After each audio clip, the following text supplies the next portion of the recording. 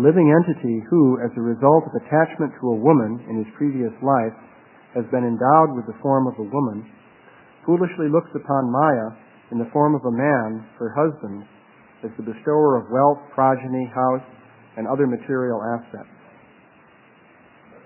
Purport by Srila Prabhupada. From this verse, it appears that a woman is also supposed to have been a man in her previous life. And due to his attachment to his wife, he now has the body of a woman. Bhagavad-gita confirms this. A man gets his next life's birth according to what he thinks of at the time of death. If someone is too attached to his wife, naturally he thinks of his wife at the time of death, and in his next life he takes the body of a woman. Similarly, if a woman thinks of her husband at the time of death, naturally she gets the body of a man in the next life. In the Hindu scriptures, therefore, woman's chastity and devotion to man is greatly emphasized. A woman's attachment to her husband may elevate her to the body of a man in her next life, but a man's attachment to a woman will degrade him, and in his next life he will get the body of a woman. We should always remember, as it is stated in Bhagavad-gita, that both the gross and subtle material bodies are dresses. They are the shirt and coat of the living entity. To be either a woman or a man only involves one's bodily dress. The soul in nature is actually the marginal energy of the Supreme Lord. Every living entity, being classified as energy, is supposed to be originally a woman or one who is enjoyed. In the body of a man, there is a greater opportunity to get out of the material clutches. There is less opportunity in the body of a woman. In this verse, it is indicated that the body of a man should not be misused through forming an attachment to women and thus becoming too entangled in material enjoyment, which will result in getting the body of a woman in the next life. A woman is generally fond of household prosperity, ornaments, furniture, and dresses. She is satisfied when the husband supplies all these things sufficiently.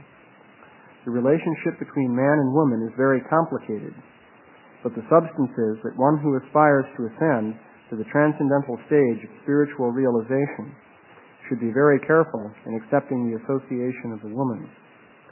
In the stage of Krishna consciousness, however, such restriction of association may be slackened, because if a man's and woman's attachment is not to each other but to Krishna, then both of them are equally eligible to get out of the material entanglement and reach the abode of Krishna. As it is confirmed in Bhagavad-gita, anyone who seriously takes to Krishna consciousness, whether in the lowest species of life, or a woman, or of the less intelligent classes, such as the mercantile and laborer class, will go back home, back to Godhead, and reach the abode of Krishna. A man should not be attached to a woman, nor should a woman be attached to a man. Both man and woman should be attached to the service of the Lord. Then there is the possibility of liberation from material entanglement for both of them. Om Jnana Timirandasya Jananjana Shalakaya Chakshurinmilitayena Tasmai Shri Gurave Namaha Shri Chaitanya Manobhistam Stapitam Yena Bhutale Swayam Rupakada Mayam Tadati Swapitantikam. So the translation again. A living entity who, as a result of attachment to a woman in his previous life, has been endowed with the form of a woman, foolishly looks upon Maya in the form of a man, her husband, as the bestower of wealth, progeny, house, and other material assets. So this is the counterpart of the previous verse, as mentioned yesterday. So, for a man, a woman represents Maya, and for a woman, a man represents Maya, or material illusion, which attaches one to the cycle of repeated birth and death. So, the real aim of human life is to become free from this entanglement. And so then, therefore, one is warned about the dynamics of the process of entanglement. So, the real goal of human life is to attain self-realization, which means to know what you really are. So it's explained that this male or female form is merely an external dress for the living entity. So we tend to be attached to these bodies and to identify ourselves with our physical bodies. And the result then is that we tend to accept the entire program of activity which is dictated by that particular bodily form. And we tend to think, well, this is what I want to do, and these are my rights, and these are my opportunities, and so forth. And if I don't get to do this, I will be frustrated. But this is based on the illusion of thinking that I am the body. As a matter of fact, one's real interest is completely different. The Brahma Samhita has shed some interesting light on this in the description of the creation of the material world. I'll just read a few verses here. There's some interesting points which emerge. So we'll start here. It is stated that the Lord of Gokula is the transcendental supreme Godhead, the own self of eternal ecstasy. He is the superior of all superiors and is busily engaged in the enjoyment of the transcendental realm and has no association with his mundane potency. Krishna never consorts with his illusory energy. Still, her connection is not entirely cut off from the absolute truth.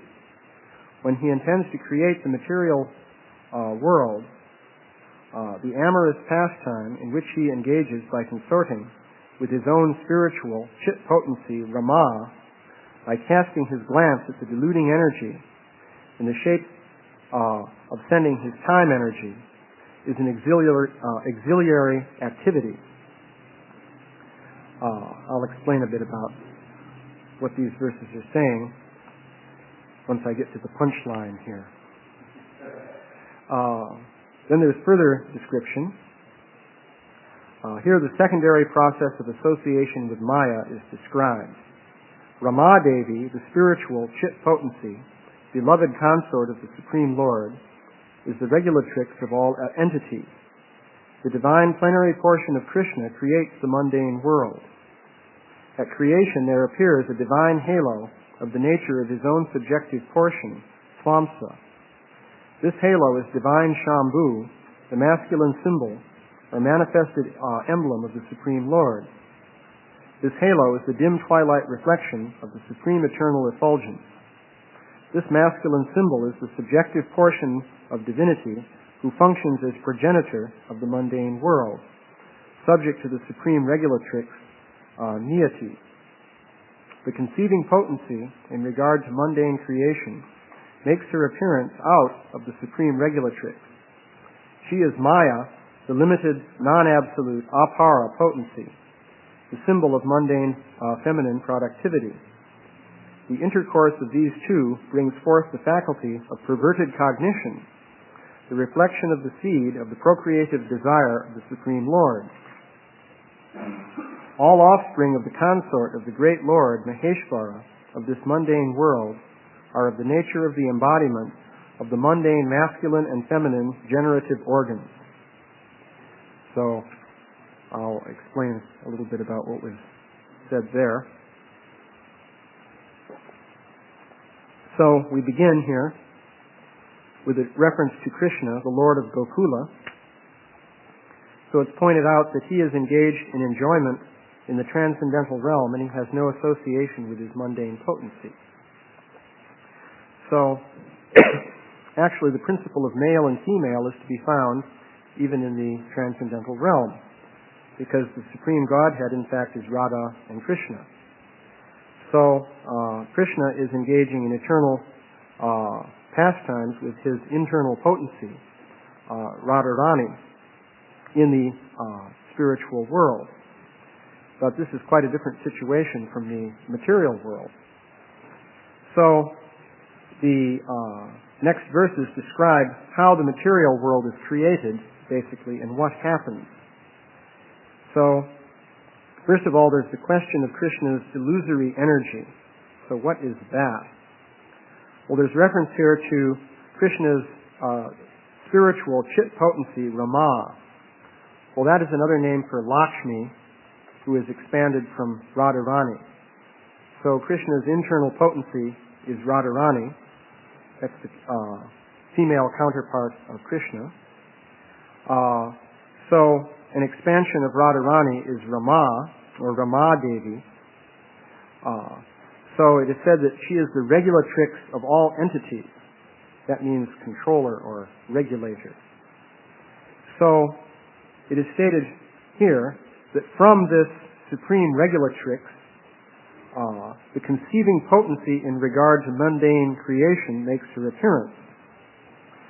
So from Rama Devi, Maya is produced. So this Maya is the controlling power of the material world on the female side. So there's also a controlling power of the material world on the male side. So it's explained here how that also comes about. It says the divine plenary portion of Krishna creates the mundane world. Well, this is referring to Mahavishnu, who is an expansion of Krishna. So at creation there appears a divine halo of the nature of his own subjective portion. This halo is divine Shambhu, the masculine symbol or manifested emblem of the Supreme Lord. So Shambhu is the prototype Shiva for all of the universes. He expands into each universe as in the form of Shiva. So he actually comes in contact with the material energy. So that is what is being described here. The intercourse of these two beings brings forth the faculty of perverted cognition, the reflection of the seed of the procreative desire of the Supreme Lord. So Shiva, or Maheshwara, comes into direct contact with Maya, or Durga. And so there is offspring, and that is described here as the faculty of perverted cognition. So that's an interesting point. In the spiritual world, you have true cognition. That is, reality is seen as it truly is. But the result of the intercourse between these two material beings who have been produced is the faculty of perverted cognition, or false ego, or ahankara. So that is described. And this is said to be the reflection of the seed of the procreative desire of the Supreme Lord. So the Supreme Lord desired to create the material world, and as a result, he generated all the living beings in the material world through the effect of his glance. So this is procreative desire. But a reflection of this results in this faculty of perverted cognition. So perverted cognition has something to do with procreative desire. That is what is being indicated here. And then the next verse says that all offspring of the consort of the great Lord, Maheshwara, of this mundane world are of the nature of the embodiment of the mundane masculine and feminine generative organs. So this is the description of what happens next. So what develops is that Maheshwara, or Shiva, and Durga have intercourse, and the result is that many beings are produced. And they are the embodiment of the masculine and feminine generative organs. So the whole thing is sex from then on. That's basically what's going on. And these bodies that are produced are basically arrangements for sex, which in turn produces more bodies of the same type. And in this way, the whole process continues. So that is the description. Now, there's some interesting points here which come up in a couple of further verses. This one struck me as interesting. It is said the function of Shambhu in relation to jivas is that this universe enshrining the mundane, egotistic principle has originated from Shambhu. Now, the statement being made here, the word jiva, of course, refers to the soul. So, these beings who are experiencing perverted cognition are the conditioned souls. And they have been injected into this material matrix. And they're being given bodies which are basically male and female generative organs with apparatus to allow those to function. So, what are they doing in that situation? Well, so it's stated here, the function of Shambhu in relation to these conditioned souls who have been put into that situation is that he's the one who created this universe with this faculty of perverted cognition. That's the only relationship. So you don't really have a personal relationship with Shambhu or with this universe. Your relationship is simply he's the one who is responsible for creating this situation. Now then again it is stated in another verse, a little bit later on, the same jiva is eternal and is for eternity and without a beginning joined to the Supreme Lord by the tie of an eternal kinship. He is transcendental spiritual potency. So, it is stating here that this jiva soul has an eternal relationship with the Supreme Lord. That's the original Supreme Lord that we started with, the Lord of Gokula. So, this is the tie of an eternal kinship. Now, in this world, we tend to be very concerned about kinship. People are concerned about their relatives. And if they don't have relatives, they're concerned about generating some new relatives through this sex reproduction process. So, but it is stated here that actually you don't have any relation at all with this universe or with the one who is originating it, namely Shambhu. Your only relation is that he's the one who's put the whole thing together. But you do have a tie of an eternal kinship with the Lord of Gokula. And your true nature is that you are transcendental spiritual potency. So, what this is saying then is that our relationship with this world in which these bodies created for sexual reproduction are proceeding to reproduce successive generations and so on, we actually have nothing to do with that. It's completely foreign to us. And we only think we have something to do with it because of the faculty of perverted cognition, which has trapped us in this situation.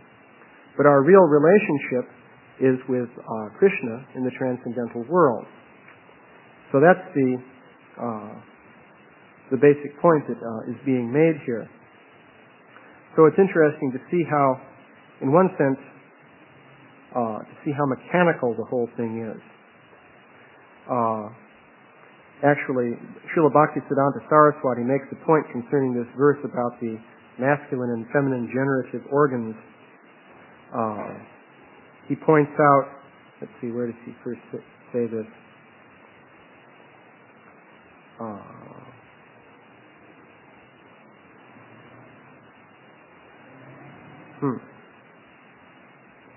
Oh yeah, let's see. Somewhere here. Yeah, he says, the feature that is of special significance is that although such expressions as the generative organs of male and female are indecorous, yet in scientific literature these words, expressing the above-mentioned principles, are exceedingly wholesome and productive of abiding value.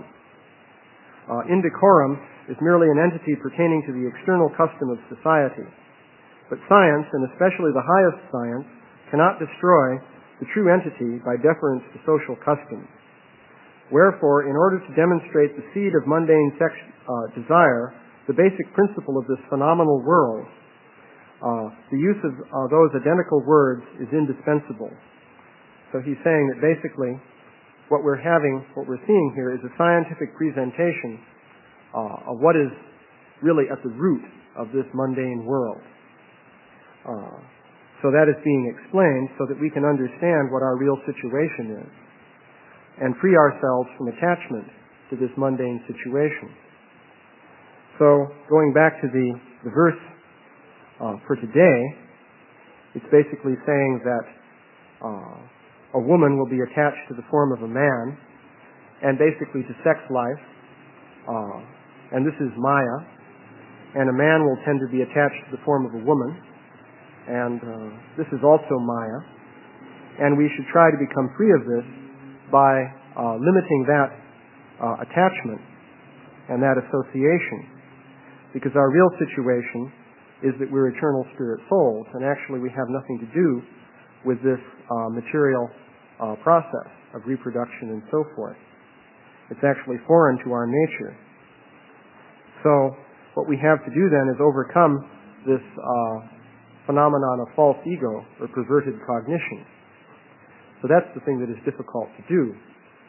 And in that connection, association is very important, because we tend to take in patterns of thinking from other persons. It's a natural tendency. And so we tend to think in accordance with the association that we have. So Srila Prabhupada makes this point here concerning men and women alternating sex in various births. Apparently this is also something that goes on. So as a result of association, one flip-flops through different states of consciousness, but basically one remains on the same mundane platform. So, anyway, there's some observations there. I could also make some observations concerning the theory of evolution. May as well bring that in. Because it is described here, you see, according to the theory of evolution, sex is basic to the process of the origin of species. Because basically what you have is sexual reproduction, in which successive offspring that are produced have slight variations in form. They inherit their form from their ancestors, but there will be very small variations that come up, and these are called mutations. And the Darwinian idea is that these are random. That is, they just occur by chance. And then the concept is that by selection, certain variations will be favored in the struggle for survival. And as a result, the form of the species will gradually change over time, and in this way, all the different species that we know have come into being. That's the theory. So it's based on the idea of reproduction. Of course, one immediate impediment to that is that reproduction is not a simple thing. You need quite a bit of apparatus for that. And until you have that apparatus, how then can you have the process of evolution? And the Darwinists have never really answered this. It's a bit of a problem. But anyway, the Vedic version is in some ways similar, but in other ways quite different to the theory of evolution. Because there it is also said that you have this process of sexual reproduction going way back to some original ancestors. In this case, though, the original ancestors are identified here as Maheshwara and Durga. So you have reproduction through sex, and you also have changes in the bodily forms, but there the changes are controlled by higher power, and everything is done by design. And in fact, in the Bhagavad-gita, you can read how different forms are produced by reproduction coming from beings who have a quite different form. For example, look at the bird species.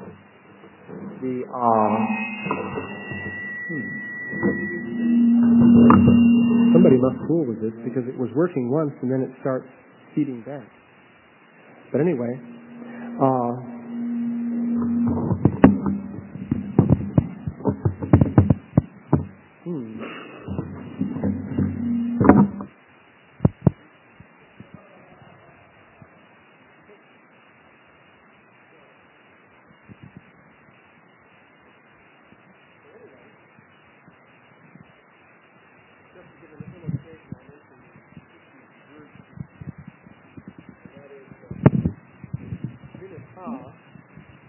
was one daughter of Daksha. She had human form, and she was a demigoddess. So she became married to Kashyapa, who was a great rishi and Prajapati. As a result, she laid 2 eggs. This seems seems a bit unusual, but she did that. They both hatched out. From one of them, Garuda was born, who was a very large bird, extremely powerful. From another, Anuru was born. He was also a bird, and also quite powerful, although it was said that he was crippled, interestingly enough. So Anuru ultimately became the charioteer for the sun god. He needed a job in which he could sit down.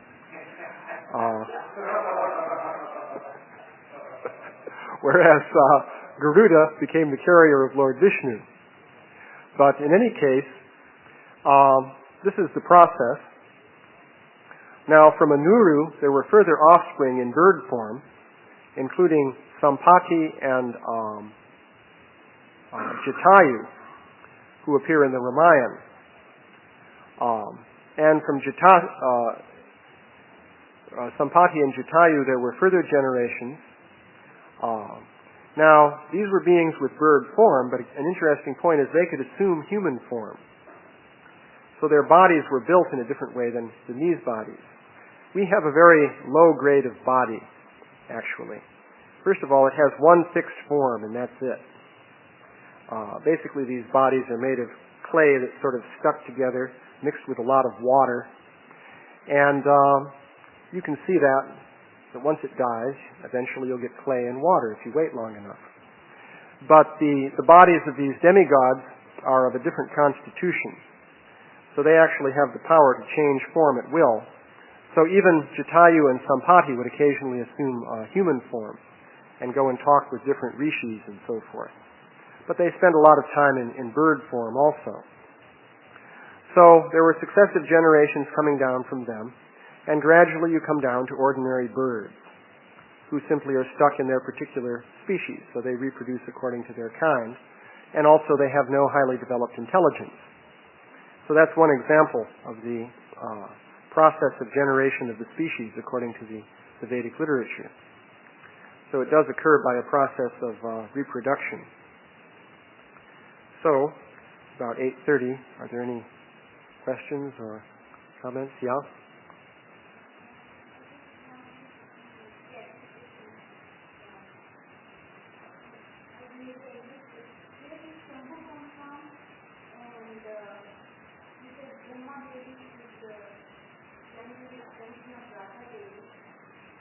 Yes. Rama Devi. Yeah, R-A-M-A with a long A. Pardon me?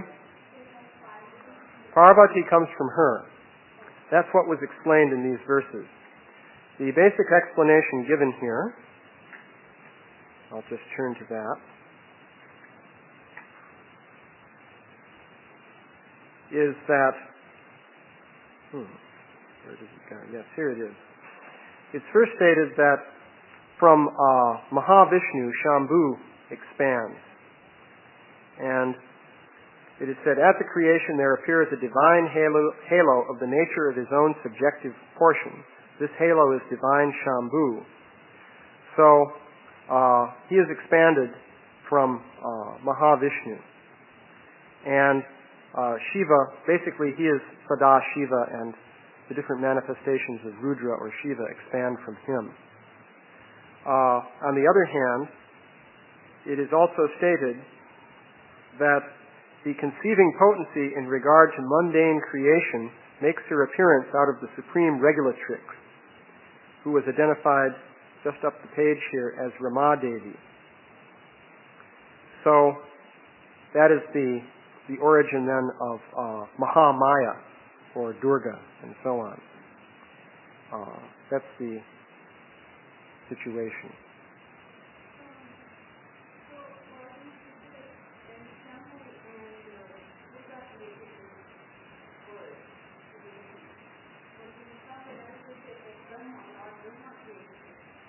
Well, Brahma did also. It's a question of the level at which you're looking at the description. So, Brahma created the world in the form of an engineer who arranged the planetary systems, and he generated different mental suns and so on and so forth. The creation by Shiva and Durga is at a more fundamental level, and it is stated here, the intercourse of these two beings brings forth the faculty of perverted cognition, the reflection of the seed of procreative desire of the Supreme Lord. So that is prior to the activities of Brahma, because you already have the faculty of perverted cognition when Brahma is engaging in his activities. So, on the one hand, the activity of Shiva and Maya is more fundamental. It's at a more fundamental level. On the other hand, Shiva makes his entrance on the stage, as it were, of the material world by appearing from Brahma. For example, in the case where Brahma was offended by the four Kumaras who refused to create progeny, then Rudra came forth from his forehead when he manifested anger. But that's similar to an actor appearing on the stage at a certain point. So that's the situation, yeah?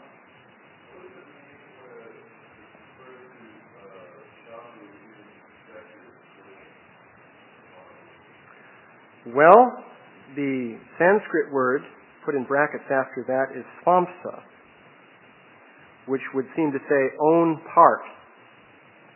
Amsa is part. When we say part and parcel, we use the word amsa. It means limb also. Sva means one's own.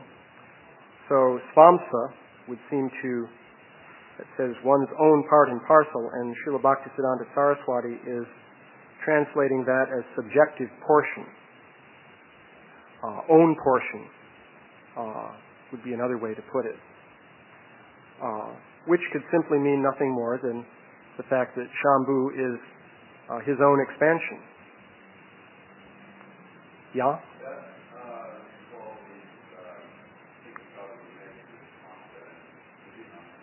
Mm-hmm.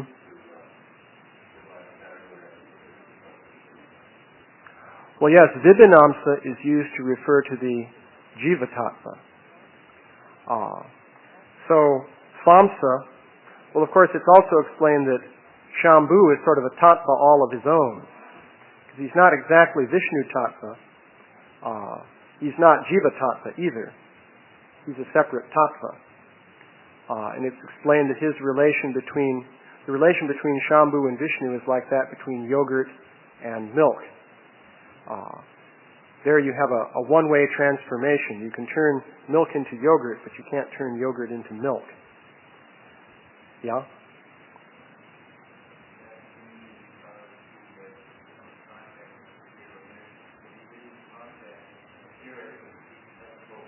Yeah.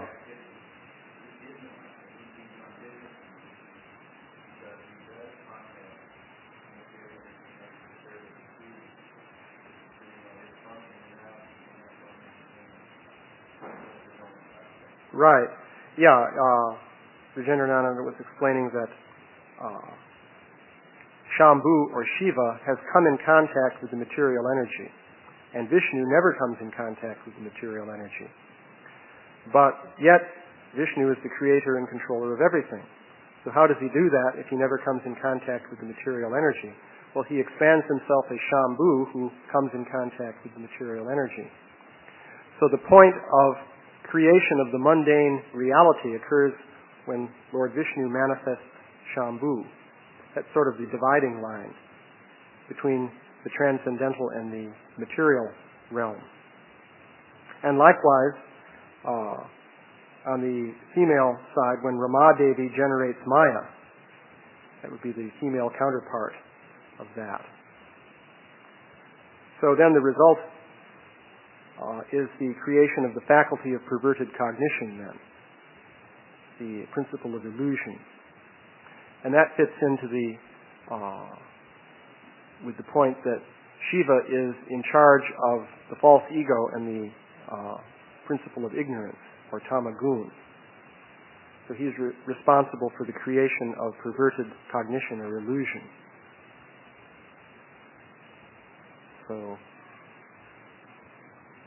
yeah?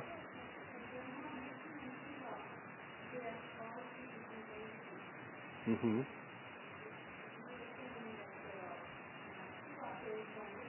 Yes. So did Brahma. Yes. Originally there's only one entity, and that's Vishnu. Well, in fact, Krishna. Vishnu is the expansion of Krishna, but Vishnu is on the same level as Krishna. That is just Krishna carrying out a particular role. Just as, for example, a human may be seen playing with his family, with his children, but he also may be the high court judge. So when he assumes his role as high court judge, he's wearing black robes and he's very formal and very strict. But then you see him getting down on the floor with his children and so forth when he's not playing the role of the high court judge. So Krishna is the original Supreme Personality of Godhead. And in his form as Vishnu, he is the controller of everything. So Vishnu, the difference between Vishnu and Krishna is that as Vishnu, Krishna is manifesting his divine opulence and power. Whereas as Krishna, he is manifesting his intimate pastime. So that's the original form. And so in Goloka, you have Krishna with his eternal pastimes, and in Vaikuntha, you have his expression as Vishnu, in which he is the supreme king or supreme ruler, and is very opulent. So Shambhu is generated from one of the expansions of Vishnu, namely Mahavishnu, who is the creator of the material universes. So Brahma is also expanded from Vishnu. And very often Brahma is a jiva soul who is occupying a particular generated body. And that body is generated from the lotus coming from the navel of Lord Vishnu. So both Brahma and Shambhu have an origin. But, of course, the origin of Shambhu might be hard to trace out in terms of material time. That's another thing to take into account. The whole issue of the time potency and the creation. Anyway, so any other, one more question?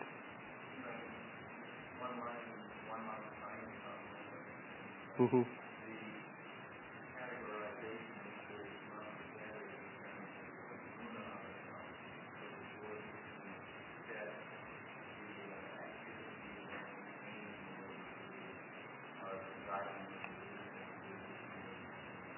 Yeah. That's true. And when Vishnu is referred to in reference to Brahma, Vishnu, and Shiva, the Vishnu in particular, I believe, would be generally Kshirodakashayi Vishnu. Specifically the form of Vishnu who appears and engages in activity within this material world. And he's the source of the various incarnations that take place, such as, Lord Varaha and so on and so forth. So, okay, that's about it. All glories to Srila Prabhupada.